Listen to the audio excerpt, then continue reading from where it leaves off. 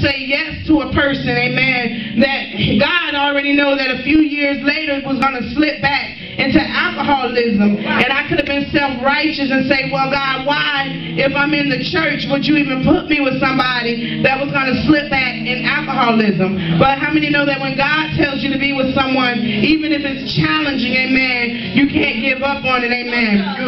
I'm not saying to let anybody beat you upside the head or put you in some kind of situation over and over, and they're never willing to change or surrender to God. But God will allow us, like he told Hosea, to go pick a woman, a whore, amen. And we might not naturally understand that, amen. Why would God tell this upright person to do such a thing? And in Hosea chapter 2, the woman didn't even appreciate the man, Hosea, having mercy on her, and this woman went back out there. She started seeking for those people that God had delivered her from, and she wanted to be in that lifestyle again. She wanted to be a prostitute again. If you read in chapter 2, amen, 2 and 9, amen, well, 2 and 7, it says that she shall follow after her lovers, but they shall not overtake them. She shall not overtake them, and she shall seek them, but shall not find them. So she tried to go back, kind of like the prodigal son got out of the will. This woman tried to go back, amen, with her lovers that she had before her husband. Yes. And then the word says, I will go and return to my first husband, for then was it better for me then. So she wasn't being a woman of wisdom, amen. She was being a foolish woman.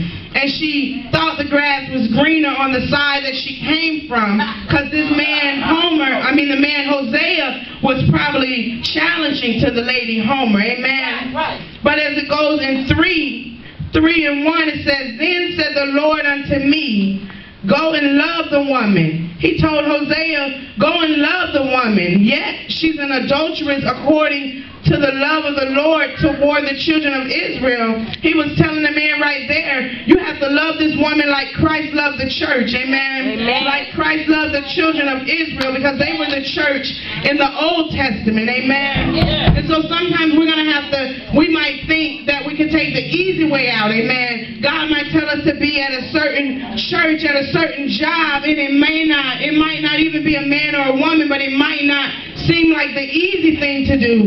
And sometimes we'll go back, amen, to those things that used to give us pleasure. We'll go back to that alcohol. We'll go back to that fornication. We'll go back to the drugs, amen. But it doesn't even give us the pleasure, amen, that it used to anymore, amen. And then we have to return to our first love, amen. And we have to seek the Lord while he may be found, and call on him while he is near.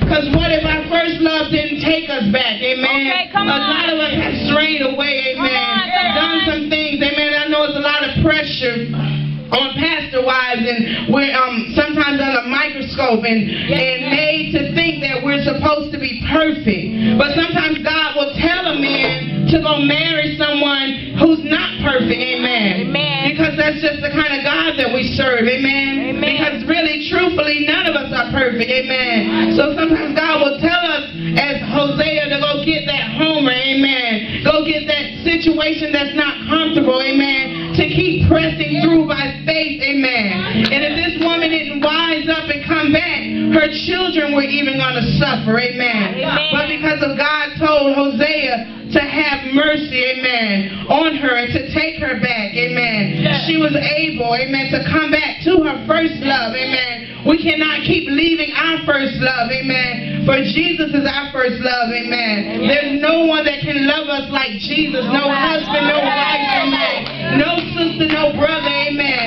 But that's our first love, amen. And many a times, amen, we failed out of covenant with our first love. I mean, I remember being in boyfriend-girlfriend relationships and people saying, you cheated on such and such cheated on you, and God had to show me, if you're not married, that person's not yours anyway. So that person didn't even cheat on you, amen. But that person cheated on the first love, amen. Because if we don't have papers on somebody, they're not ours, amen.